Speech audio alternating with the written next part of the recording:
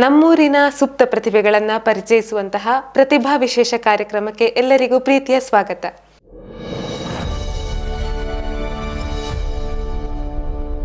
ಪ್ರತಿಭೆ ಅನ್ನುವಂಥದ್ದು ಎಲ್ಲರಲ್ಲೂ ಬೇರೆ ಬೇರೆ ರೀತಿಯಲ್ಲಿರ್ತದೆ. ಅದನ್ನು ಪ್ರಕಟಗೊಳಿಸುವಂತಹ ಮಾಧ್ಯಮ ಮಾತ್ರ ಬೇರೆ ಬೇರೆ. ಸೊ ಇವತ್ತು ನಮ್ಮ ಪ್ರತಿಭಾ ವಿಶೇಷಕ್ಕೆ ಬಂದಿರುವಂತಹ ಪ್ರತಿಭೆ ಕರಾಟೆ ಕ್ಷೇತ್ರದಲ್ಲಿ ಸಾಧನೆಯನ್ನು ಮಾಡ್ತಾ ಇರುವಂತಹ ಸೆನ್ಸೈ ಸೌಮ್ಯ ಇವರು. ಇವರನ್ನ ಕಾರ್ಯಕ್ರಮಕ್ಕೆ ಪರಿಚಯಿಸಿಕೊಳ್ಳೋಣ. ಕರಾಟೆ ಬಗೆಗಿನ ಒಂದಿಷ್ಟು ವಿಚಾರಗಳನ್ನ ಹಂಚಿಕೊಳ್ಳೋಣ ಬನ್ನಿ.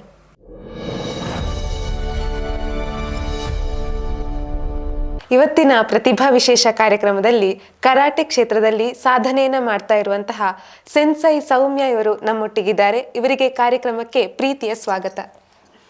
ಮೇಡಮ್, ಈಗ ನೀವು ಕರಾಟೆಯನ್ನ ಅಭ್ಯಾಸ ಮಾಡ್ತಾ ಇದ್ದೀರಿ. ಕರಾಟೆಯ ಬಗ್ಗೆ ನಿಮಗೆ ತುಂಬಾ ಮಾಹಿತಿಗಳು ಗೊತ್ತಿದೆ. ಸೊ ಕರಾಟೆಗೆ ಹೋಗುವುದಕ್ಕಿಂತ ಮುಂಚೆ ನಿಮ್ಮ ಬಾಲ್ಯ ಕಾಲದ ಜೀವನದ ಬಗ್ಗೆ ನಮಗೆ ಮಾಹಿತಿಯನ್ನು ನೀಡ್ಬೋದಾ? ನನ್ನ ಹೆಸರು ಸೌಮ್ಯ. ನಾವು ಹೆಣ್ಮಕಜ ಗ್ರಾಮದ ಚಮ್ರಕಾನ ಎಂಬಲ್ಲಿ ವಾಸವಾಗಿದ್ದೇವೆ. ಅಪ್ಪ ಪೂವ ಪೂಜಾರಿ, ಅಮ್ಮ ಗಿರಿಜಾ, ಅಕ್ಕ ವನಜಾಕ್ಷಿ ಚಮ್ರಕಾನ, ಅಣ್ಣ ದಯಾನಂದ. ನನ್ನ LP ವಿದ್ಯಾಭ್ಯಾಸವನ್ನು ಫಾತಿಮಾ ALP ಸ್ಕೂಲ್ ನಾರಂಪಾಡಿ ಇಲ್ಲಿ ಮಾಡಿದ್ದು. SSHS ಶೇಣಿ ಇಲ್ಲಿ, +1 +2 ಕುಂಬಳೆ ಗೌರ್ಮೆಂಟ್ HSS ಅಲ್ಲಿ ಮಾಡಿದ್ದೇನೆ. ನಂತರ ಡಿಪ್ಲೊಮಾ ಎಲೆಕ್ಟ್ರಾನಿಕ್ಸ್ ಇಂಜಿನಿಯರಿಂಗ್, ಅದು ಪೆರಿಯ ಪಾಲಿಟೆಕ್ನಿಕ್ ಕಾಲೇಜಿನಲ್ಲಿ ಮಾಡಿದ್ದೇನೆ.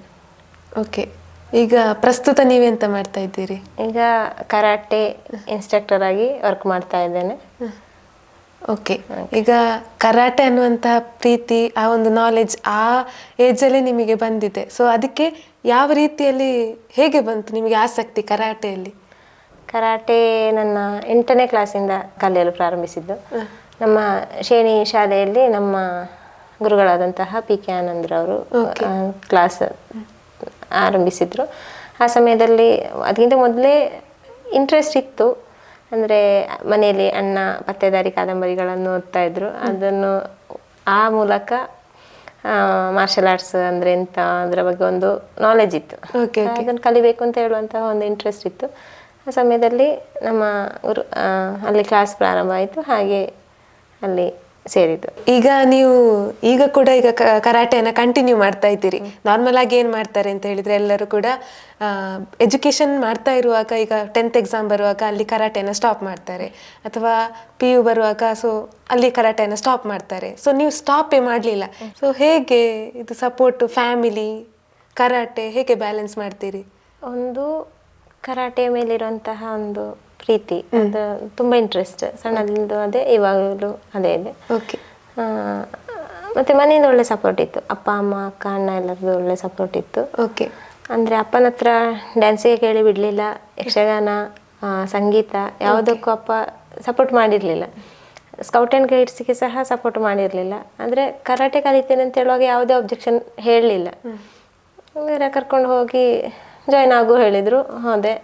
ಆ ಸಮಯದಲ್ಲಿ ಯಾರು ಕಲಿತಿರ್ಲಿಲ್ಲ, ಲೇಡೀಸ್ ಯಾರು ಇರಲಿಲ್ಲ. ಒಂದು 40 ಮಕ್ಕಳ ನಡುವೆ ನಾನೊಬ್ಳು ಗರ್ಲ್. ಅವಾಗ ತುಂಬ ಜನ ಹೇಳ್ತಾ ಇದ್ರು, ಯಾಕೆ ಹುಡುಗಿಯರಿಗೆ ಯಾಕೆ ಕರಾಟೆ, ಹೌದು, ಯಾಕೆ ಮದುವೆ ಆದ್ಮೇಲೆ ಗಂಡನಿಗೆ ಹೊಡಿಲಿಕ್ಕ, ಹಾಗೆಲ್ಲ ಕೇಳ್ತಾ ಇದ್ರು. ಆದರೂ ಅದ್ರ ಮೇಲೊಂದು ಇಂಟ್ರೆಸ್ಟ್ ಬಂತು. ಆಮೇಲೆ ಅಂದರೆ ಕಲಿತಾ ಹೋದಾಗ ಇನ್ನೂ ಕಲಿಬೇಕು ಅಂತ ಹೇಳುವಂಥ ಇಂಟ್ರೆಸ್ಟ್ ಬಂತು.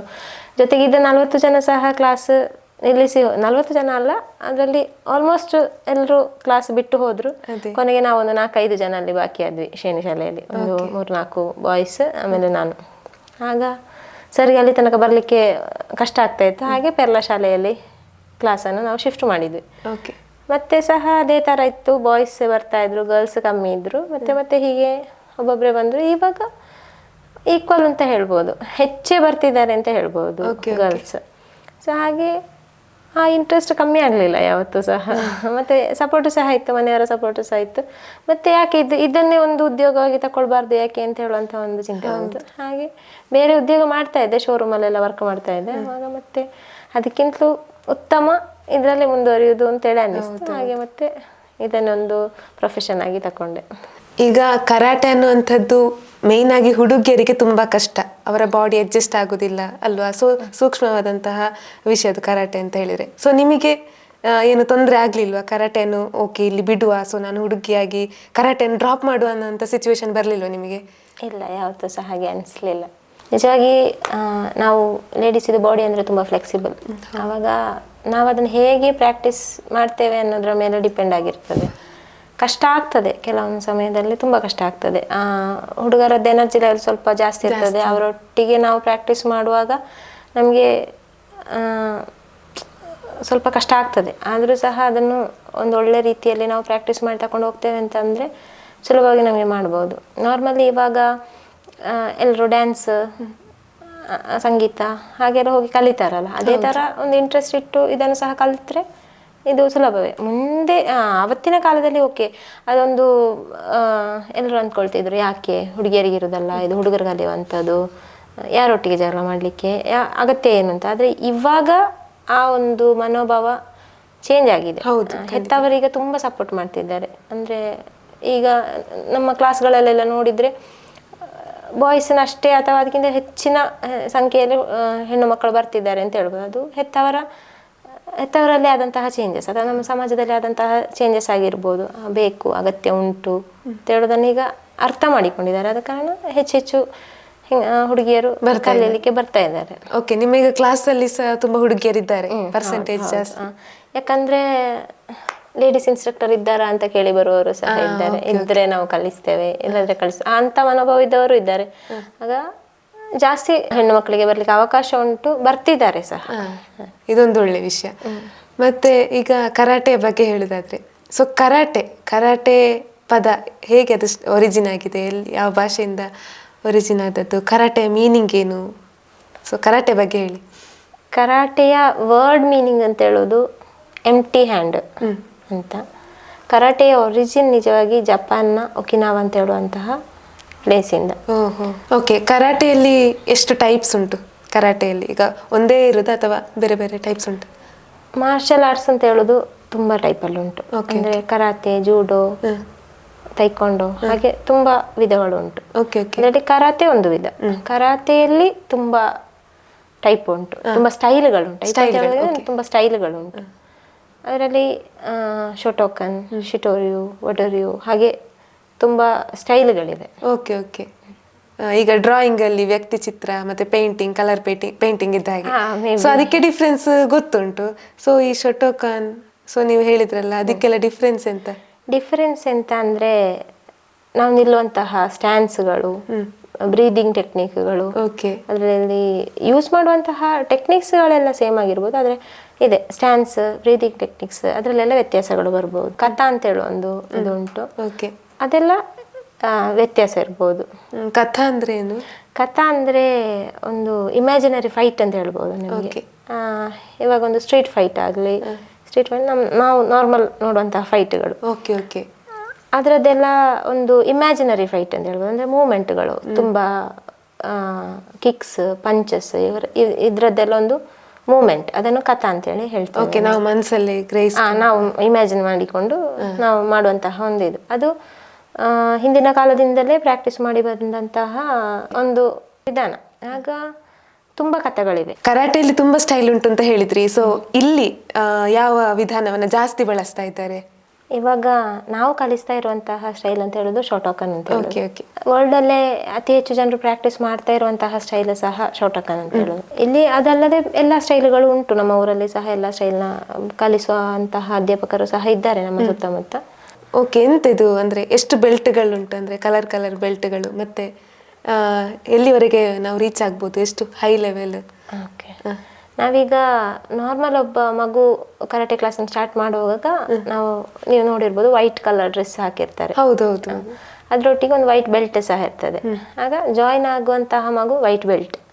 ಅದರ ನಂತರ ಬರೋದು yellow, orange, green, blue, purple, ಮತ್ತೆ ಬ್ರೌನ್ ಬೆಲ್ಟ್. ಬ್ರೌನ್ ಬೆಲ್ಟಿನಲ್ಲಿ 3 ಬೆಲ್ಟ್ಗಳಿವೆ, 3 ಗ್ರೇಡ್ಗಳಿವೆ. ಬೆಲ್ಟ್ ಚೇಂಜ್ ಆಗೋದಿಲ್ಲ, ಬಟ್ ಗ್ರೇಡ್ ಚೇಂಜ್ ಆಗ್ತದೆ ಒಂದೊಂದು ಎಕ್ಸಾಮ್ ಆಗುವಾಗ. ಲಾಸ್ಟಿನದ್ದು ಬ್ಲ್ಯಾಕ್ ಬೆಲ್ಟ್ ಅಂತ ಹೇಳೋದು. ಈಗ ಬ್ಲ್ಯಾಕ್ ಬೆಲ್ಟ್ ಬರುವಾಗ ಡ್ರೆಸ್ ಚೇಂಜ್ ಆಗುದಿಲ್ಲ, ಕಲರ್ ಚೇಂಜ್ ಯಾವ ಇದು ಬರುವಾಗಲೂ ಡ್ರೆಸ್ಸಿನಲ್ಲಿ ಅಲ್ಲ, ಬೆಲ್ಟಿನಲ್ಲಿ ಚೇಂಜಸ್ ಬರೋದು. ಅಂದರೆ ನಾವೀಗ ನಮ್ಮ ಎಜುಕೇಷನ್ ಸಿಸ್ಟಮ್ ನೋಡಿದರೆ first standard, second standard, third standard ಅಂತ ಹೇಳಿದ್ರೆ ಹೇಗೆ ಹೋಗ್ತೇವೆ, ಅದೇ ಥರ ಕರಾಟೆಯಲ್ಲಿ ಸಹ ಒಂದು ಗ್ರೇಡಿನಿಂದ ಇನ್ನೊಂದು ಗ್ರೇಡಿಗೆ ಹೋಗಬೇಕಿದ್ರೆ ಒಂದು ಎಕ್ಸಾಮ್ ನಡೆಸ್ತೇವೆ. ಆ ಎಕ್ಸಾಮಿಗೆ ಇಂಥ ಸ್ವಲ್ಪ ಬೇಸಿಕ್ಸ್ ಆಗ ಹೇಳಿದಂತಹ ಕಥಾ ಅಂಥದ್ದೆಲ್ಲ ಇನ್ಕ್ಲೂಡ್ ಮಾಡಿರ್ತೇವೆ. ಅದನ್ನು 4ರಿಂದ 6 ತಿಂಗಳವರೆಗೆ ಒಂದು ಬೆಲ್ಟಿನ ಸಮಯ. ಅದರೊಳಗೆ ಆ ಮಗು ಕಲಿತು ನೆಕ್ಸ್ಟ್ ಬೆಲ್ಟಿಗೆ ಶಿಫ್ಟ್ ಆಗ್ತಾರೆ ಹಾಗೆ. ಓಕೆ, ಈಗ ಲೆವೆಲ್ಸ್ ಹೇಳಿದ್ರಿ ನೀವು, ಬ್ಲ್ಯಾಕ್ ಬೆಲ್ಟ್ ವರೆಗೆ ಹೇಳಿದ್ರಿ. ಸೊ ಅದೇ ಫೈನಲ್ ಲೆವೆಲ್ ಅಲ್ಲ, ಬ್ಲ್ಯಾಕ್ ಬೆಲ್ಟಿನ ನಂತರ ಒಂದೊಂದು ಡಿಗ್ರಿಗಳಿವೆ. First dan, second dan, third dan ಹಾಗೆ ಇದೆ. ಓಕೆ, ನೀವೀಗ ಯಾವ ಲೆವೆಲಲ್ಲಿ ಇದ್ದೀರಿ? ನಾನಿವಾಗ ರೀಸೆಂಟಾಗಿ ಸೆಕೆಂಡ್ ಡ್ಯಾನ್ ಡಿಗ್ರಿಯನ್ನು ಪಡೆದುಕೊಂಡಿದ್ದೇನೆ. ಇಷ್ಟೆಲ್ಲ ಸಾಧನೆನ ನೀವು ಮಾಡಿದ್ದೀರಿ. ಸೊ ಇತ್ತೀಚೆಗೆ ನೀವು ಸೆಕೆಂಡ್ ಡ್ಯಾನ್ ಅಂತ ಹೇಳುವಂತಹ ಬಿರುದು ಕೂಡ ನೀವು ಪಡ್ಕೊಂಡ್ರಿ. ಸೊ ಇದ್ರ ಬಗ್ಗೆ ಹೇಳೋದಾದ್ರೆ ನಿಮ್ಮ ಮಾತು. ಈಗ ನಾನು ಹೇಳಿದ ಹಾಗೆ ಬ್ಲ್ಯಾಕ್ ಬೆಲ್ಟ್ ಆದ ನಂತರದ ಒಂದು ಲೆವೆಲ್ ಆಗಿರ್ತದೆ ಸೆಕೆಂಡ್ ಡ್ಯಾನ್ ಅಂತ ಹೇಳೋದು. ಸಾಧಾರಣವಾಗಿ ಬ್ಲ್ಯಾಕ್ ಬೆಲ್ಟ್ ಪಡೆದು ಒಂದು ನಮಗೆ 2ರಿಂದ 3 ವರ್ಷದ ಒಳಗಡೆ ನಮಗೆ ಸೆಕೆಂಡ್ ಡ್ಯಾನ್ ಎಕ್ಸಾಮಿಗೆ ಕೂತ್ಕೊಳ್ಬೋದು. ಸೆಕೆಂಡ್ ಡ್ಯಾನಿಗೆ ಅದರದ್ದೇ ಆದಂತಹ ಬೇಸಿಕ್ಗಳು ಕಥಾ ಇದೆಲ್ಲ ಇವೆ. ಸೆಕೆಂಡ್ ಡ್ಯಾನ್ ಬ್ಲ್ಯಾಕ್ ಬೆಲ್ಟ್ ಅಂತ ಹೇಳೋದು ನಮ್ಮ ಫಸ್ಟ್ ಡ್ಯಾನ್ ಬ್ಲ್ಯಾಕ್ ಬೆಲ್ಟ್ ಆದ 2ರಿಂದ 3 ವರ್ಷದ ಒಳಗಡೆ ನಮಗೆ ಅದನ್ನು ಪಡಿಬೋದು. ಆದರೆ ಇವಾಗ ತುಂಬ ಲೇಟ್ ಆಯಿತು ನಾನು ಸೆಕೆಂಡ್ ಡ್ಯಾನ್ ಎಕ್ಸಾಮಿಗೆ ಕೂತ್ಕೊಳ್ಬೇಕಾದ್ರೆ. ನನ್ನ ನನಗಿಂತ ಜೂನಿಯರ್ಸ್ ಎಲ್ಲ ಸೆಕೆಂಡ್ ಡ್ಯಾನ್ ಎಕ್ಸಾಮಿಗೆ ಇದಕ್ಕಿಂತ ಮುಂಚೆ ಕೂತ್ಕೊಂಡ್ರು. ನನಗೆ ನನ್ನದೇ ಆದಂತಹ ಕೆಲವು ಪರ್ಸನಲ್ ಪ್ರಾಬ್ಲಮ್ಸ್ಗಳು, ಮದುವೆ, ಕೊರೋನಾದ ಸಮಯ, ಡೆಲಿವರಿ ಇದೆಲ್ಲ ಬಂದ ಕಾರಣ ಇವಾಗಷ್ಟೇ ಅದು ಕಂಪ್ಲೀಟ್ ಮಾಡಲಿಕ್ಕೆ ಸಾಧ್ಯ ಆಯಿತು. ಇದಕ್ಕೆ ನನ್ನ ಹಸ್ಬೆಂಡ್ ಅವರ ಒಂದು ಸಪೋರ್ಟಿಂದಾಗಿ ಇವಾಗ ಮಾಡಿದ್ದು. ಇವಾಗ ಸಹ ಅವರು ಮುಂದೆ ನಿಂತು ನೀನು ಸೆಕೆಂಡ್ ಡ್ಯಾನ್ ಇದು ಎಕ್ಸಾಮ್ ಪಾಸ್ ಮಾಡಲೇಬೇಕು ಅಂತ ಹೇಳುವಂಥ ಒಂದು ಪ್ರೋತ್ಸಾಹವನ್ನು ಕೊಟ್ಟ ಕಾರಣ ಸಾಧನೆಯನ್ನು ಮಾಡಲಿಕ್ಕಾಯಿತು. ಇತ್ತೀಚೆಗೆ ತ್ರಿಶೂರಿನಲ್ಲಿ ನಡೆದಂತಹ ಬ್ಲ್ಯಾಕ್ ಬೆಲ್ಟ್ ಸೀನಿಯರ್ಸ್ ಕ್ಯಾಂಪ್ ಮತ್ತು ಬ್ಲ್ಯಾಕ್ ಬೆಲ್ಟ್ ಎಕ್ಸಾಮ್ನಲ್ಲಿ ಸೆಕೆಂಡ್ ಡ್ಯಾನ್ ಬ್ಲ್ಯಾಕ್ ಬೆಲ್ಟ್ ಸಿಕ್ಕಿತು. ಇದು ಮುಂದಿನ ಒಂದು ಸಾಧನೆಗೆ ಒಂದು ಸ್ಫೂರ್ತಿ. ಓಕೆ, ಈಗ ನೀವು ಕಲ್ತಂತಹ ಕರಾಟೆ ಕಲೆ, ಸೊ ಅದನ್ನು ನೆಕ್ಸ್ಟ್ ಜನರೇಷನ್ಗೆ ಸಹ ತಲುಪಿಸಬೇಕು ಅನ್ನುವಂತಹ ಒಂದು ಆಸೆ ಇರ್ಬೋದು ನಿಮ್ಮ ಮನಸ್ಸಲ್ಲಿ. ಸೊ ಈಗ ನೀವು ಏನಾದರೂ ಇನ್ಸ್ಟಿಟ್ಯೂಷನ್ ಅನ್ನು ಸ್ಟಾರ್ಟ್ ಮಾಡ್ತೀರಾ? ಸೊ ಎಷ್ಟು ಶಿಷ್ಯರಿದ್ದಾರೆ? ಸೊ ಯಾವ ರೀತಿ ನೀವು ಅವರಿಗೆ ಕಲಿಸಿಕೊಡ್ತಾ ಇದ್ದೀರಿ, ಅದರ ಮಾಹಿತಿಯನ್ನು? 2014ರಲ್ಲಿ ನನ್ನ ಫಸ್ಟ್ ಡ್ಯಾನ್ ಬ್ಲ್ಯಾಕ್ ಬೆಲ್ಟ್ ಆದದ್ದು. ಆ ವರ್ಷದಿಂದಲೇ ಕರಾಟೆ ಕ್ಲಾಸ್ ತೆಗಿಲಿಕ್ಕೆ ಸ್ಟಾರ್ಟ್ ಮಾಡಿದ್ದೇನೆ. ಆಮೇಲೆ ಒಂದು 2 ಮಕ್ಕಳಿಗೆ ಆಲ್ರೆಡಿ ಇವಾಗ ಬ್ಲ್ಯಾಕ್ ಬೆಲ್ಟ್ ಆಗಿದೆ. ಕೊರೋನಾದ ಸಮಯದಲ್ಲಿ ಒಂದು ಬ್ರೇಕ್ ಬಂತು. ಆಮೇಲೆ ಮದುವೆ, ಡೆಲಿವರಿ ಇದೆಲ್ಲ ಆಗಿ ಒಂದು 2-3 ವರ್ಷದ ಬ್ರೇಕ್ ಬಂತು. ಅದರ ನಂತರ ಪುನಃ ಕ್ಲಾಸ್ ಸ್ಟಾರ್ಟ್ ಮಾಡಿದ್ದು. ಸೀತಂಗುಳಿಯಲ್ಲಿ ಕಲಾಗ್ರಾಮ ಅಂತೇಳಿ ಒಂದು ಡ್ಯಾನ್ಸ್ ಎಲ್ಲ ಕಲಿಸುವಂಥ ಇನ್ಸ್ಟಿಟ್ಯೂಷನ್ ಇತ್ತು, ಅಲ್ಲಿ ಕ್ಲಾಸ್ ತೆಗಿತಾ ಇದ್ದೆ. ಆಮೇಲೆ ನೀರ್ಚಾಲ್ನ ಮಹಾಜನ ಸಂಸ್ಕೃತ ಕಾಲೇಜ್ ಅಲ್ಲಿ ಶಾಲೆ, ಅಲ್ಲಿ ಒಂದು 2 ವರ್ಷಗಳಷ್ಟು ಕಾಲ ಅಲ್ಲಿ ಕ್ಲಾಸ್ ತೆಗಿತಾ ಇದ್ದೆ. ಆಮೇಲೆ ಈ ಕೊರೋನಾದ ಈ ಗ್ಯಾಪಿನ ನಂತರ ಈಗ ಕುಮಾರಸ್ವಾಮಿ ಭಜನಾ ಮಂದಿರ ನೀರ್ಚಾಲ್ ಇಲ್ಲಿ ಕ್ಲಾಸನ್ನು ತೆಗಿತಾ ಬರ್ತಾ ಇದ್ದೇವೆ. ಮತ್ತು ಒಂದು 2 ವರ್ಷದ ಹಿಂದೆ ಒಂದು ವಾರಿಯರ್ಸ್ ಕರಾತೆ ಅಕಾಡೆಮಿ ಅಂತ ಹೇಳುವಂತಹ ಒಂದು ಇನ್ಸ್ಟಿಟ್ಯೂಷನನ್ನು ಸ್ಟಾರ್ಟ್ ಮಾಡಿದ್ದೇನೆ. ಅದು ಕಾಸರಗೋಡಿನ ಬ್ಯಾಂಕ್ ರೋಡಲ್ಲಿರುವಂತಹ ICIC ಬ್ಯಾಂಕ್ ಅದರ 2ನೇ ಮಹಡಿಯಲ್ಲಿ ಈಗ ಕ್ಲಾಸ್ ತೆಗಿತಾ ಇದ್ದೇನೆ. ವಾರಿಯರ್ಸ್ ಕರಾತೆ ಅಕಾಡೆಮಿ ಅಂತ ಹೇಳುವಂತಹ ಒಂದು. ಸೊ ಈಗ ನೀವೊಂದು ಕರಾಟೆ ಅಕಾಡೆಮಿಯನ್ನು ಸ್ಟಾರ್ಟ್ ಮಾಡಿದ್ದೀರಿ. ಸೊ ಹಾಗೆ ನಿಮ್ಮ ಶಿಷ್ಯರು ಕೂಡ ಏನಾದರೂ ಸಾಧನೆಯನ್ನು ಮಾಡಿದ್ದಾರಾ ಅವರ ಫೀಲ್ಡಲ್ಲಿ? ಶಿಷ್ಯರಂದರೆ ಕೆಲವರೆಲ್ಲ ಅರ್ಧದಲ್ಲಿ ನಿಲ್ಲಿಸಿ ಅವರ ಎಜುಕೇಷನ್ ಇದರಲ್ಲಿ ಹೋದರು. ಒಬ್ಬರು ಸ್ಟೂಡೆಂಟ್ ಇವಾಗ ಜ್ಯೋತಿಪ್ರಿಯ ಅಂತೇಳಿ, ಅವರು ಸೀತಂಗುಳಿಯಲ್ಲಿ ಕರಾಟೆ ಆ್ಯಂಡ್ ಫಿಟ್ನೆಸ್ ಅಂತ ಹೇಳುವ ಒಂದು ಕರಾಟೆ ಇನ್ಸ್ಟಿಟ್ಯೂಷನ್ ಉಂಟು, ಅಲ್ಲಿ ಕ್ಲಾಸಸ್ ಎಲ್ಲ ತೆಗಿತಿದ್ರು. ಇವಾಗ ಮ್ಯಾರೇಜ್ ಆಗಿ ಬೇರೆ ಊರಿಗೆ ಶಿಫ್ಟ್ ಆಗಿದ್ದಾರೆ, ಅಲ್ಲಿ ಸಹ ಕ್ಲಾಸ್ ತೆಗಿತಾ ಇದ್ದಾರೆ.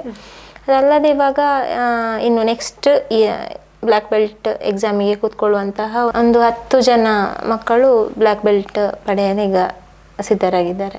ಈಗ ಒಂದು ಮಗು ಕರಾಟೆಗೆ ಜಾಯಿನ್ ಆಗಬೇಕು ಅಂತ ಹೇಳಿದರೆ ಏನಾದರೂ ಏಜ್ ಲಿಮಿಟ್ ಉಂಟಾ? ಸೊ ಅವರಿಗೆ ಎಲ್ಲ ಗೊತ್ತಿರೋದಿಲ್ಲ, ಸೊ ನೋವು ಅನುಭವಿಸ್ಬೇಕಾಗ್ತದೆ, ಗಾಯಗಳು ಅನುಭವಿಸ್ಬೇಕಾಗ್ತದೆ.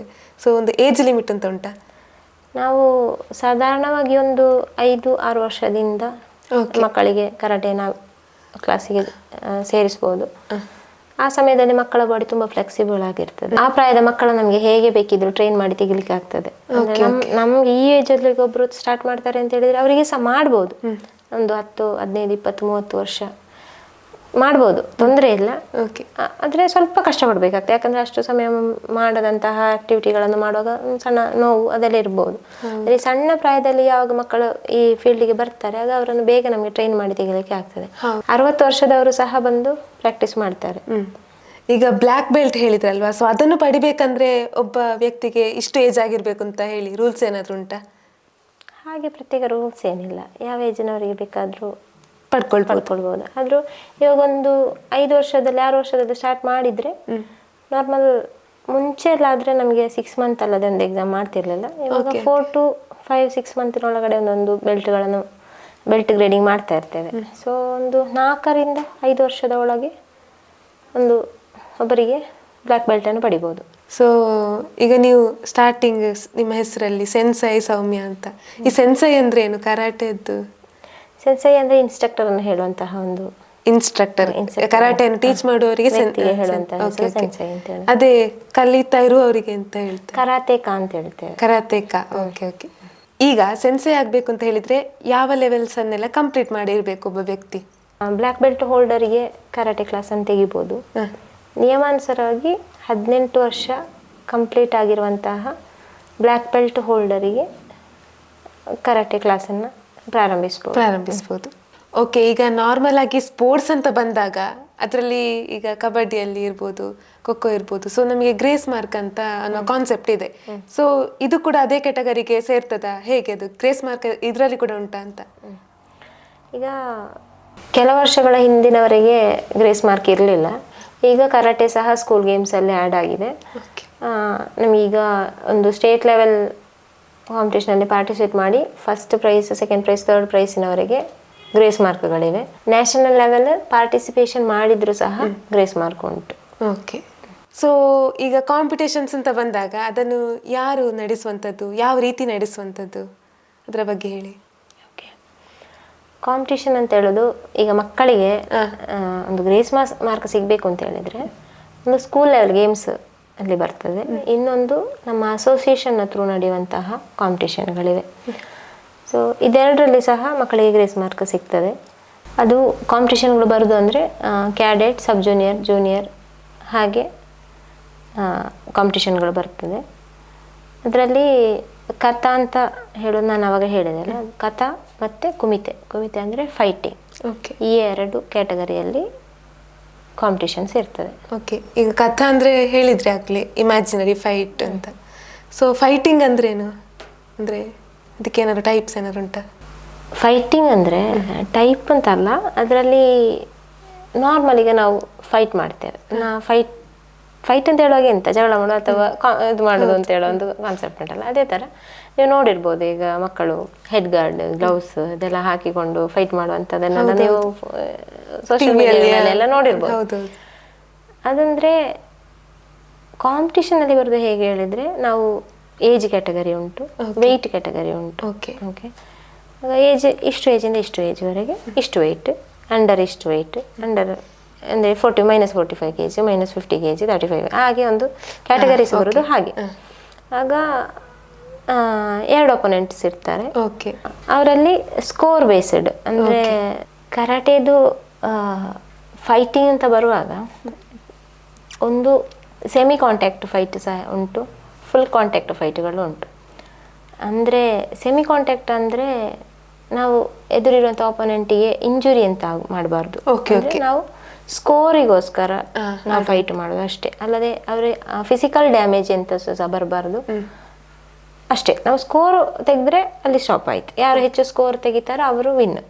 ಫುಲ್ ಕಾಂಟ್ಯಾಕ್ಟ್ ಅಲ್ಲಿ ಅಂದರೆ ನಾವು ಟಚ್ ಮಾಡಬೇಕು, ಅಂದರೆ ಅವರಿಗೆ ತಾಗಿದ್ರೆ ಮಾತ್ರವೇ ಇನ್ನೊಬ್ರು ಗೆಲ್ತಾರೆ, ಅಂದ್ರೆ ಅವರು ಸೋತ್ರೆ ಮಾತ್ರವೇ ಇನ್ನೊಬ್ರು ಗೆಲ್ತಾರೆ ಅಂತ ಹೇಳುವ ಆ ಒಂದು ರೂಲ್.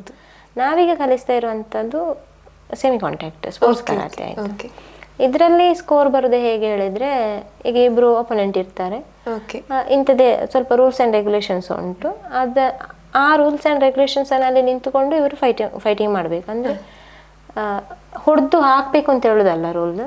ನಾವು ಅವರನ್ನು ವಿನ್ ಆಗಬೇಕು, ಸ್ಕೋರ್ ತೆಗೆದು ವಿನ್ ಆಗಬೇಕು ಅಂತ ಹೇಳುವಂಥದ್ದು. ಸ್ಕೋರ್ ಹೇಗೆ ಬರೋದು ಅಂತ ಹೇಳಿದರೆ, ನಾವು ಪಂಚ್ ಮತ್ತು ಕಿಕ್ಸ್ ಇದೆರಡು ನಾವು ಯೂಸ್ ಮಾಡುವಂಥ ಟೆಕ್ನಿಕ್ಸ್ಗಳು. ಫೇಸ್ ಪಂಚ್ ಮತ್ತು ನಮ್ಮ ಮಿಡಲ್ ಪಂಚ್, ಸ್ಟಮಕ್ ಅಥವಾ ಈ ಒಂದು ಏರಿಯಾ, ನಮ್ಮ ಚೆಸ್ಟ್ ಟು ಸ್ಟಮಕ್ ವರೆಗಿರುವಂಥ ಏರಿಯಾ, ಮತ್ತು ಫೇಸ್ ಪಂಚ್. ಪಂಚ್ ಇದು ಮಾತ್ರ ಎರಡು ಪ್ಲೇಸ್ಗೆ ಮಾತ್ರ ಲೋಡ್. ಪಂಚ್ ಮತ್ತು ಕಿಕ್ಸ್. ಓಕೆ ಈ ಪಂಚ್ ಮತ್ತು ಕಿಕ್ಸ್ ಕೇಳುವಾಗ ಎರಡು ಸಹ ಸಾಮಾನ್ಯ ಉಂಟು, ಸೊ ಅದನ್ನು ಎಕ್ಸ್ಪ್ಲೇನ್ ಮಾಡ್ತೀರಾ? ಪಂಚ್ ನಾರ್ಮಲಿ ಕೈಯಿಂದ ಹೊಡೆಯುವಂತಹ ಒಂದು ಇದು. ಪಂಚ್ ಹೊಡೆಯೋದನ್ನು ನಾವು ಪಂಚ್ ಅಂತ ಹೇಳ್ತೇವೆ. ಕೈಯಲ್ಲಿ ಹೊಡೆಯುವಂಥದ್ದು ಪಂಚ್. ಕೈ ಮುಷ್ಟಿ ಹಿಡಿದು ಹೊಡೆಯುವಂಥದ್ದು ಪಂಚ್. ಕಾಲಿನಿಂದ ಹೊಡೆಯುವಂತಹ ಅಟ್ಯಾಕ್ಸ್ಗಳನ್ನು ಕಿಕ್ಸ್. ನಾರ್ಮಲ್ ಎಲ್ಲರಿಗೂ ಗೊತ್ತಿರುವಂಥದ್ದು. ಅಂದರೆ ಇದರಲ್ಲಿ ತುಂಬ ಟೈಪಿನ ಕಿಕ್ಗಳುಂಟು. ಓಕೆ, ಫ್ರಂಟ್ ಕಿಕ್ ಮತ್ತು ಸೈಡ್ ಕಿಕ್ ಉಂಟು, ಮತ್ತು ಸ್ನ್ಯಾಪ್ ಅಂತ ಹೇಳ್ತೇವೆ. ಕಾಲಿನ ಪಾದದಿಂದ ಹೊಡೆಯುವಂಥದ್ದು, ಕಾಲಿನ ಹಿಂಬದಿಯಿಂದ ಹೊಡೆಯುವಂಥದ್ದು. ಹಾಗೆ ಡಿಫ್ರೆಂಟ್ ಟೈಪ್ ಕಿಕ್ಗಳುಂಟು. ಕುಮಿತೆ, ಈ ಕುಮಿತೆ ಅಂತ ಹೇಳಿದರೆ ಫೈಟ್. ಈ ವಿಷಯಕ್ಕೆ ಬರುವಾಗ ನಮಗೆ ಇಲ್ಲಿ ಎರಡು ಟೈಪಿನ ಕಿಕ್ಗಳನ್ನು ನಾವು ಯೂಸ್ ಮಾಡ್ಬೋದು. ಒಂದು ಪಾದದಿಂದ ಹೊಡೆಯುವಂತಹ ಕಿಕ್, ಮತ್ತೊಂದು ಕಾಲಿನ ಹಿಂಬದಿಯಿಂದ ಹೊಡೆಯುವಂತಹ ಕಿಕ್. ಸೊ ಹೆಡ್ ಲೆವೆಲಿಗೆ ಹೊಡೆದ್ರೆ 3 ಸ್ಕೋರು, ಮಿಡಲ್ ಲೆವೆಲ್ ನಮ್ಮ ಬೆನ್ನಿಗೆ ಹೊಡೆದ್ರೆ 2 ಸ್ಕೋರ್, ಪಂಚಿಗೆ 1, ಹೀಗೆ ಸ್ಕೋರ್ಗಳು ಬರೋದು ಹಾಗೆ. ಸೊ ಯಾರು ಹೈಯೆಸ್ಟ್ ಸ್ಕೋರ್ ತೆಗಿತಾರೆ ಅವರು ವಿನ್. ಇಷ್ಟು ಟೈಮ್ ಅಂತ ಕೊಟ್ಟಿರ್ತೇವೆ, 1.5 ಮಿನಿಟ್ ಹಾಗೆ ಟೈಮ್ ಇರ್ತದೆ. ಆ ಟೈಮಿನ ಒಳಗಡೆ ಯಾರು ಅತಿ ಹೆಚ್ಚು ಸ್ಕೋರ್ ತೆಗಿತಾರೋ ಅವರ ವಿನ್. ಅದು ಈ ಕ್ಯಾಟಗರಿ ಅಂತ ಬರುವಾಗ ಒಂದು ಕ್ಯಾಟಗರಿ ತುಂಬ ಮಕ್ಕಳು ಇರ್ಬೋದು. ಆಗ ಒಬ್ಬ ಸ್ಟೂಡೆಂಟಿಗೆ 4ರಿಂದ 5 ಕಾಂಪಿಟೇಷನ್ಗಳು ಅಥವಾ 5 ಸಲ ಫೈಟ್ ಮಾಡಬೇಕಾಗಿ ಬರ್ಬೋದು, ಒಂದು ಗೋಲ್ಡ್ ಮೆಡಲ್ ಸಿಗಬೇಕು ಅಂತ ಹೇಳಿದ್ರೆ. ಯಾಕಂದರೆ ಎಷ್ಟು ಮಕ್ಕಳಿದ್ದಾರೆ ಅಂತ ಹೇಳೋದನ್ನು ನೋಡಿಕೊಂಡು ಕಾಂಪಿಟೇಷನ್ ಎಷ್ಟು ಸಲ ಪಾರ್ಟಿಸಿಪೇಟ್ ಮಾಡಬೇಕು ಅಂತ ಹೇಳೋದನ್ನು ನಾವು ಕ್ಯಾಟಗರಿ ಮಾಡೋದು. ಓಕೆ, ಈಗ ನಾರ್ಮಲ್ ಆಗಿ ಸೋಷಿಯಲ್ ಮೀಡಿಯಾಸಲ್ಲೆಲ್ಲ ವಿಡಿಯೋಸ್ ಬರ್ತದಲ್ಲ, ಸೊ ಫೈಟಿಂಗ್ ಮಾಡುವುದು. ಸೊ ಫೈಟಿಂಗ್ ಮಾಡೋ ವಿಡಿಯೋದಲ್ಲಿ ಕೆಲವರು ಬ್ಲೂ ಗ್ಲೌಸ್ ಹಾಕಿರ್ತಾರೆ, ಕೆಲವರು ರೆಡ್ ಗ್ಲೌಸ್ ಹಾಕಿರ್ತಾರೆ. ಎಂತ ಇದರ ವ್ಯತ್ಯಾಸ ಎಂತ ಅಂತ? ಅಂದರೆ ಅದೊಂದು ನಮಗೆ ರೆಕಗ್ನೈಸ್ ಮಾಡಲಿಕ್ಕೆ ಯಾವ ಒಪನೆಂಟ್ ಅಂತ ಹೇಳೋದನ್ನು ರೆಡ್ ಮತ್ತು ಬ್ಲೂ ಯೂಸ್ ಮಾಡೋದು. ಅದು ನೀವು ನೋಡಿರ್ಬೋದು, ಫೈಟ್ ಮಾಡುವಂತಹ ಮ್ಯಾಟ್ ಸಹ ರೆಡ್ ಮತ್ತು ಬ್ಲೂ ಆಗಿರ್ತದೆ. ನಾವು ಯೂಸ್ ಮಾಡುವಂತಹ ಎಕ್ವಿಪ್ಮೆಂಟ್ಸ್ ಅಲ್ಲ, ನಾವು ಯೂಸ್ ಮಾಡುವಂತಹ ಗಾರ್ಡ್ಗಳು ಸಹ ರೆಡ್ ಮತ್ತು ಬ್ಲೂ ಅಲ್ಲೇ ಇರ್ತದೆ. ಅದೇ ಥರ ಬೆಲ್ಟ್ ಸಹ ರೆಡ್ ಮತ್ತು ಬ್ಲೂ ಅಲ್ಲೇ ಇರ್ತದೆ. ನಾವು ಆಗ ಹೇಳಿದ ಹಾಗೆ ವೈಟ್ ಟು ಬ್ಲ್ಯಾಕ್ ಅಂತ ಹೇಳೋ ಬೆಲ್ಟ್ಗಳಲ್ಲದೆ ಈ ಕಾಂಪಿಟೇಷನ್ಗೆ ಯೂಸ್ ಮಾಡುವಂಥದ್ದು ರೆಡ್ ಮತ್ತು ಬ್ಲೂ ಕಲರ್ ಬೆಲ್ಟ್. ರೆಡ್ಡಿಗೆ ಅಕ್ಕ ಅಂತ ಹೇಳ್ತೇವೆ, ಬ್ಲೂವಿಗೆ ಆವು ಅಂತ ಹೇಳ್ತೇವೆ. ರೆಡ್ ಕಲರ್ ಅಂತ ಹೇಳೋದನ್ನು ಇದು ಮಾಡುವಂಥದ್ದು ಅಕ್ಕ, ಬ್ಲೂ ಕಲರ್ ಅನ್ನು ಆವು ಅಂತ ಹೇಳ್ತೇವೆ. ಓಕೆ, ಈ ಅಕ್ಕ ಆವು ಅಂತೆಲ್ಲ ವರ್ಡ್ಸ್ ಅನ್ನ ಹೇಳಿದ್ರಿ. ಸೊ ಜಪಾನೀಸ್ ವರ್ಡ್ಸ್ ಅಂತ ಅನಿಸ್ತದೆ. ಸೊ ಬೇರೆ ಯಾವುದೆಲ್ಲ ವರ್ಡ್ಸ್ ನಿಮಗೆ ಗೊತ್ತುಂಟು ಜಪಾನೀಸ್ ಅಲ್ಲಿ? ನಾರ್ಮಲಿ ಕರಾತೆಯಲ್ಲಿ ಯೂಸ್ ಮಾಡೋದೆಲ್ಲ ಜಪಾನೀಸ್ ವರ್ಡ್ಸ್ಗಳು. ಅದೇ 1ರಿಂದ 10ರವರೆಗಿನ ಕೌಂಟ್ಸ್, ಮತ್ತೆ ಪಂಚ್, ಬ್ಲಾಕ್, ಅದಕ್ಕೆಲ್ಲ ನಾವು ಜಪಾನೀಸ್ ವರ್ಡ್ಸ್ ಹೇಳ್ತೇವೆ. ಪಂಚಿಗೆ ಜುಗಿ ಅಂತ ಹೇಳ್ತೇವೆ, ಮತ್ತೆ ಕಿಕ್ಕಿಗೆ ಗರಿ ಅಂತ ಹೇಳ್ತೇವೆ. ಆಗ ನಾನು ಹೇಳಿದೆಲ್ಲ ಡಿಫ್ರೆಂಟ್ ಟೈಪ್ಸ್ ಆಫ್ ಕಿಕ್ಸ್ ಉಂಟು ಅಂತ ಹೇಳಿ. ಅದು ಮಾಯಗಿರಿ, ಮವಾಶಿಗಿರಿ, ಉರಾ ಮವಾಶಿಗಿರಿ, ಇದೆಲ್ಲ ಕಿಕ್ಗಳು, ಒಂದೊಂದು ಟೈಪಿನ ಕಿಕ್ಗಳು. ಹಾಗೆ ಮತ್ತೆ ಬ್ಲಾಕಿಗೆ ಯುಕೆ ಅಂತ ಹೇಳ್ತೇವೆ, ಅಗೆ ಯುಗೆ, ಸೊಟೊ ಯುಗೆ, ಹಾಗೆ ಬ್ಲಾಕ್ಗಳು ಹಾಗಿದೆ ಉಂಟು. ಪಂಚ್ ಗಿಯಾಕುಸುಗಿ, ಪಂಚಲ್ಲಿ ಬರೋದಾದ್ರೆ ಆಯ್ಸುಗಿ, ಗಿಯಾಕುಸುಗಿ, ಹಾಗೆ ಅಂದರೆ ಅದು same hand punch, opposite hand punch. Front kick ಅಂದರೆ ಮಾಯಗಿರಿ, ಮತ್ತೆ ಮಾವಾಶಿಗಿರಿ ಅಂತ ಹೇಳಿದ್ರೆ ಕಾಲಿನ ಪಾದದಿಂದ ಹೊಡೆಯುವಂತಹ ಕಿಕ್ಗಳು. ಹೊರ ಮಾವಾಶಿ ಅಂತ ಹೇಳಿದ್ರೆ ಕಾಲಿನ ಹಿಂಬದಿಯಿಂದಾಗಿ ಹೊಡೆಯುವಂತಹ ಕಿಕ್. ಆಲ್ಮೋಸ್ಟ್ ಜಪಾನ್ ಲ್ಯಾಂಗ್ವೇಜ್ ಬರ್ತದ ನಿಮಗೆ? ಜಪಾನೀಸ್ ಲ್ಯಾಂಗ್ವೇಜ್ ಅಂತ ಗೊತ್ತಿಲ್ಲ, ಆದ್ರೆ ನಾವು ಯೂಸ್ ಮಾಡುವಂತಹ ವರ್ಡ್ಸ್ ಮಾತ್ರ ಗೊತ್ತುಂಟು ಅಷ್ಟೇ. ಈಗ ಕರಾಟೆ ಒಬ್ಬ ಪರ್ಸನಿಗೆ ಎಷ್ಟು ಅಗತ್ಯ ಉಂಟು ಕಲಿಯುವಂಥದ್ದು, ಒಬ್ಬ ವ್ಯಕ್ತಿ ಕಲಿಯುವಂಥದ್ದು ಎಷ್ಟು ಅಗತ್ಯ ಅಂತ ಈಗಿನ ಜನರೇಷನ್? ನಾವು ಬಾಕಿ ಎಲ್ಲ ಕಲೆಗಳಿಗೆ ಕೊಡುವಂತಹ ಅಷ್ಟು ಸಪೋರ್ಟ್ ಕರಾಟೆಗೆ ಸಿಗ್ಲಿಲ್ಲ ಅಂತ ಹೇಳ್ಬೋದು. ಯಾಕಂದ್ರೆ ಇವಾಗ ಡ್ಯಾನ್ಸ್ ತಗೊಂಡ್ರೆ ಎಲ್ಲರೂ ಕಲಿತಾರೆ, ಎಲ್ಲರೂ ಮಾಡ್ತಾರೆ. ಆದ್ರೆ ಕರಾಟೆ ಅಂತ ಹೇಳುವಾಗ ಎಲ್ಲರೂ ಯಾಕೆ ಬೇಕಾ ಅಂತ ಹೇಳೋ ಒಂದು ಅದಕ್ಕೆ ಪ್ರಶ್ನೆ ಬರ್ತದೆ. ನಿಜವಾಗಿ ಕರಾಟೆ ಎಲ್ಲರೂ ಕಲಿಬೇಕು ಅಂತ ಹೇಳಿದೆ. ಒಂದು ಹೆಲ್ತ್ ಬೆನಿಫಿಟ್ಸ್ಗೋಸ್ಕರ. ನಮ್ಮ ಹೆಲ್ತ್, ನಮ್ಮ ಬಾಡಿ ಯಾವತ್ತು ಫಿಟ್ ಆ್ಯಂಡ್ ಫೈನ್ ಆಗಿರ್ತದೆ. ಮತ್ತು ಸೆಲ್ಫ್ ಡಿಫೆನ್ಸ್ ಓಕೆ, ನಮ್ಮ ಅಗತ್ಯ, ಈಗಿನ ಕಾಲದಲ್ಲಿ ತುಂಬ ಅಗತ್ಯ. ಒಂದು ಸೆಲ್ಫ್ ಡಿಫೆನ್ಸ್ ನಮಗೆ ಗೊತ್ತುಂಟು ಅಂತ ಹೇಳಿದ್ರೆ ನಮ್ಗೆ ಯಾವತ್ತು ನಾವು ಕಾನ್ಫಿಡೆಂಟ್ ಆಗಿರ್ತೇವೆ. ಓಕೆ, ಮತ್ತೆ ಒಂದು ಡಿಸಿಪ್ಲಿನ್ ಲೈಫಲ್ಲಿ, ಒಂದು ಡಿಸಿಪ್ಲಿನ್ ಅಂತ ಹೇಳೋದು ಅಗತ್ಯ, ಅದು ಬರ್ತದೆ. ಯಾಕಂದರೆ ಡೈಲಿ ಪ್ರಾಕ್ಟೀಸ್ ಮಾಡೋ ಒಬ್ಬ ಮಗು ಆಗಲಿ, ಒಬ್ಬ ವ್ಯಕ್ತಿ ಆಗಲಿ, ಅವರಿಗೆ ಇಂಥದನ್ನೇ ಪ್ರಾಕ್ಟೀಸ್ ಮಾಡಬೇಕು, ಇಷ್ಟು ಟೈಮಲ್ಲಿ ಇದನ್ನು ಮುಗಿಸ್ಬೇಕು ಅಂತ ಹೇಳೋ ಒಂದು ಇದು ಇರ್ತದೆ, ಕಾನ್ಸಂಟ್ರೇಷನ್ ಇರ್ತದೆ. ಮತ್ತು ಕಾನ್ಫಿಡೆನ್ಸ್ ಬರ್ತದೆ. ಇಲ್ಲಿ ಸಹ ನಮ್ಗೆ ಯಾರೆದ್ರಲ್ಲಿ ಆದರೂ ಸಹ ಒಂದು ನಿಂತು ಮಾತನಾಡುವಂಥದ್ದು, ಪರ್ಸನಲ್ ಎಕ್ಸ್ಪೀರಿಯನ್ಸ್ ಇಂದ ಹೇಳೋದು. ಇದು ಕಲೀಲಿಕ್ಕೆ ಸ್ಟಾರ್ಟ್ ಮಾಡಿದ ಮೇಲೆ ಇಷ್ಟರವರೆಗೆ ಒಬ್ಬರ ಎದುರಲ್ಲಿ ನರ್ವಸ್ ಆದ್ದು ಅಂತ ಹೇಳುವ ಒಂದು ಸಂದರ್ಭ ಬರಲಿಲ್ಲ. ಭಯ ಅಂದರೆ ನಮಗೆ ಅಂದರೆ ಯಾರನ್ನು ಭಯ ಪಡಬಾರ್ದು ಅಂತ ಹೇಳೋ ಒಂದು ಇದಲ್ಲ. ಆದರೂ ಸಹ ನಾವೊಂದು ಫ್ರಂಟಲ್ಲಿ ಒಬ್ಬರ ಎದುರಲ್ಲಿ ನಿಂತು ಅಥವಾ ಒಂದು ಸಮಾಜದಲ್ಲಿ ಒಂದು ಕಡೆಯಲ್ಲಿ ನಿಂತು ಮಾತಾಡುವಾಗ ನಮಗೊಂದು ಕಾನ್ಫಿಡೆನ್ಸ್ ಇರ್ತದೆ ಯಾವತ್ತೂ ಸಹ. ಓಕೆ ಹೇಳುವಂಥ ಒಂದು ಕಾನ್ಫಿಡೆನ್ಸ್ ಯಾವತ್ತೂ ಸಹ ನಮಗೆ ಇರ್ತದೆ. ಈಗ ನೀವು ಹೇಳಿದ್ರಿ ಸೆಲ್ಫ್ ಡಿಫೆನ್ಸ್, ಸ್ವಯಂ ರಕ್ಷಣೆ ಅಂತ ಹೇಳಿ, ಇಲ್ಲಿ ಏನಾದರೂ ಒಂದು ಟ್ರಿಕ್ ಅನ್ನ ನೀವು ಹೇಳಿಕೊಡ್ಬೋದು, ಒಂದು ಸಣ್ಣ ಬೈಟ್? ಓಕೆ, ನಾರ್ಮಲ್ ನಾವೀಗ ಕರಾಟೆಯ ಬೇಸ್ ಅಂತ ಹೇಳಿ ಬೇಡ, ಅಲ್ಲದಿದ್ರು ಸಹ ಒಬ್ರು ನಿಮ್ಗೆ ಜಸ್ಟ್ ಒಂದು ಹೀಗೆ ಅಟ್ಯಾಕ್ ಮಾಡ್ತಾರೆ, ಈಗ ನೀವು ಒಂದು ರಿಯಾಕ್ಷನ್ ಮಾಡಿದ್ರಲ್ಲ, ಇದು ನಾರ್ಮಲ್. ನಾವು ಅದು ಮನುಷ್ಯನಿಗೆ ಬೈ ಬರ್ತು ಬಂದಂತ ಆಟೋಮೆಟಿಕ್ ಒಂದು ಅಟ್ಯಾಕ್ ಬರ್ತಿದೆ ಅಂತ ಹೇಳುವಾಗ ನಮ್ಮ ಬಾಡಿ ಅಲರ್ಟ್ ಆಗ್ತದೆ, ಹೌದಾ? ನೀವು ಜಸ್ಟ್ ಎಸ್ಕೇಪ್ ಆದ್ರಿ ಅಲ್ವಾ? ನಾವು ಸಪೋಸ್ ಇದು ನನ್ನ ಕೈ ಇನ್ನೂ ಸಹ ಇದು ಬಂದ್ರೆ ನಿಮ್ಗೆ ಅದು ತಾಗುವಂತಹ ಚಾನ್ಸಸ್ ಉಂಟು ಅಲ್ವಾ? ಅಂದ್ರೆ ನಾವು ಎಸ್ಕೇಪ್ ಆಗುದೇ ಮೇಯ್ನ್. ಅದ್ರ ಅಡಿಯಲ್ಲಿ ನಾವು ಬರುವ ಅಟ್ಯಾಕ್ ಅನ್ನು ಬ್ಲಾಕ್ ಮಾಡಿ ನಾವು ಎಸ್ಕೇಪ್ ಆಗಬೇಕು. ಅದು ಮೈನ್ ಆಗಿ ಕಲಿಸಿಕೊಡು. ಅಂದ್ರೆ ಅಟ್ಯಾಕ್ ಮಾಡ್ಲಿಕ್ಕೆಲ್ಲ ನಾವು ಫಸ್ಟ್ ಕರಾಟೆಯಲ್ಲಿ ಕಲಿಸಿಕೊಡೋದು, ಬರುವ ಅಟ್ಯಾಕ್ ಅನ್ನು ಹೇಗೆ ತಪ್ಪಿಸಬಹುದು ಅಥವಾ ಹೇಗೆ ಬ್ಲಾಕ್ ಮಾಡಬಹುದು ಅಂತ ಹೇಳೋದು ಫಸ್ಟ್ ಆಗಿ ನಾವು ಕಲಿಬೇಕಾದಂತಹ ವಿಷಯ. ಈಗ ನಾವು ನಾರ್ಮಲಿ ನಾನು ಪಂಚ ಹೊಡಿಲಿಕ್ಕೆ ಬಂದಾಗ ನೀವು ಫೇಸ್ ಅನ್ನು ಬ್ಯಾಕ್ ಮಾಡಿದ್ರಿ, ಇದು ನಾರ್ಮಲ್ ರಿಫ್ಲೆಕ್ಷನ್. ಈಗ ಇದನ್ನೊಂದು ಪ್ರೊಫೆಷನಲ್ ಆಗಿ ಅಥವಾ ಒಂದು ಕರಾಟೆ ಇದರಲ್ಲಿ ಮಾಡುವ ಅಂತ ಹೇಳಿದ್ರೆ, ಒಂದು ನಮ್ಮ ಫೇಸಿಗೆ ಒಂದು ಅಟ್ಯಾಕ್ ಬಂತು ಅಂತ ಹೇಳಿದ್ರೆ ನಾವು ಹೇಗೆ ಬ್ಲಾಕ್ ಮಾಡ್ಬೋದು ಅಂತ ಹೇಳಿ. ನಾರ್ಮಲ್ ಈಗ ಪಂಚ್ ಅಂತಲೇ ಬೇಡ, ಇದು ನಾವು ನಾರ್ಮಲ್ ಮಾಡುವಂತಹ ಪಂಚ್, ನಮ್ಮ ಕರಾಟೆಯಲ್ಲಿ ಮಾಡುವುದಾದ್ರೆ ಪಂಚ್. ಒಂದು ಕೋಲ್ ತಗೊಂಡು ನಿಮ್ಮ ಮಂಡೆ ಹೊಡಿಲಿಕ್ಕೆ ಬಂದ್ರು ಅಥವಾ ಯಾವುದಾದ್ರೂ ಒಂದು ಐಟಮ್ ಇಂದ ನಿಮ್ಮ ಫೇಸಿಗೆ ಅಟ್ಯಾಕ್ ಮಾಡ್ಲಿಕ್ಕೆ ಬಂದ್ರು ಅಂತ ಅಂದ್ರೆ, ನಾವು ನಾರ್ಮಲಿ ಮಾಡುವಂತಹ ಒಂದು ಇದು ಅಂತ ಹೇಳಿದ್ರೆ ನಮ್ಮ ಕೈಯಲ್ಲಿ ಬ್ಲಾಕ್ ಮಾಡೋದು, ಹೌದಲ್ಲ? ಹೀಗೆ ಮಾಡುವಾಗ ಮೇ ಬಿ ಅದು ತಾಗುವಂತಹ ಚಾನ್ಸಸ್ ಜಾಸ್ತಿ ಉಂಟು. ಆಗ ನಾವು ಮಾಡಬೇಕಾದ್ದು ಬ್ಲಾಕ್ ಅಂತ. ಈಗ ಒಂದು ನಾರ್ಮಲ್ ನಾನು ಒಂದು ಪಂಚ್ ಹೊಡ್ತೇನೆ ಅಂತ ಹೇಳಿದ್ರೆ, ಆಗ ನೀವು ಕೈಯಲ್ಲಿ ಅದನ್ನು ಬ್ಲಾಕ್ ಮಾಡಬೇಕು, ಆಯ್ತಾ? ಅದು ಹೇಗೆ ಅಂದ್ರೆ ಫೇಸ್ ಪಂಚ್ ಅಂತ ಹೇಳುವ, ಕರಾಟೆ ಇದರಲ್ಲಿ ಹೇಳುದು ನಾನು ಫೇಸ್ ಪಂಚ್, ಆಯ್ತಾ? ಫೇಸ್ ಪಂಚ್ ಅಂತ ಹೇಳಿದ್ರೆ ನಮ್ಮ ಈ ಕೈಯಿಂದ ಈ ಅಷ್ಟು ಹಿಡಿದು ಇಲ್ಲಿಗೆ ಉದ್ದುವಂತಹ ಒಂದು ನಾರ್ಮಲ್. ಎಲ್ಲರೂ ಎಂತಾದ್ರೂ ಒಂದು ಕೋಪ ಬಂದ್ರೆ ಫಸ್ಟ್ ಮಾಡೋದೇ ನಾವು ಇಲ್ಲಿ ನೀವು ನೋಡಿರ್ಬೋದು, ಅದು ನಾರ್ಮಲ್ ಫೇಸಿಗೆ ಬರುವುದು ಅಟ್ಯಾಕ್ ಯಾವುದು ಸಹ, ಆಯ್ತಾ? ನಾವು ಅಪ್ಪರ್ ಬ್ಲಾಕ್ ಅಂತ ಹೇಳ್ತೇವೆ, ಅಂದ್ರೆ ಫೇಸಿಗೆ ಬರುವಂತಹ ಅಟ್ಯಾಕ್ ಅನ್ನು ಮಾಡುವಂತಹ ಅಪ್ಪರ್ ಬ್ಲಾಕ್. ಆಗ ಜಸ್ಟ್ ನಿಮ್ಮ ಕೈಯನ್ನು ಫೋಲ್ಡ್ ಮಾಡಬಹುದು, ಫೋಲ್ಡ್ ಮಾಡದೇ ಇರಬಹುದು, ಮಾಡಿ ಜಸ್ಟ್ ಒಮ್ಮೆ ಕೈ ಎತ್ತಿದ್ರೆ ಸಾಕು. ನಾರ್ಮಲ್ ನಾವು ಮಾಡುವಂತಹ ಒಂದು ವಿಷಯ ಇದು. ಯಾರಾದ್ರೂ ಹೊಡಿಲಿಕ್ಕೆ ಬರುವಾಗ ಕೈಯನ್ನು ಜಸ್ಟ್ ನಾವು ಎತ್ತುತ್ತೇವೆ, ಹೌದಾ? ಅದು ಮಾತ್ರ ನೀವು ಮಾಡಿದ್ರೆ ಸಾಕು. ಒಂದು ಜಸ್ಟ್ ನಾವೊಂದು ಎಂತ ಬ್ಲಾಕ್ ಮಾಡೋದು, ಆಯ್ತಾ? ಒಂದು ಹೀಗೆ ಬರ್ಬೋದು, ಹೇಗೆ ಸಹ ನಿಮಗೆ ಬ್ಲಾಕ್ ಮಾಡ್ಬೋದು, ಆಯ್ತಾ?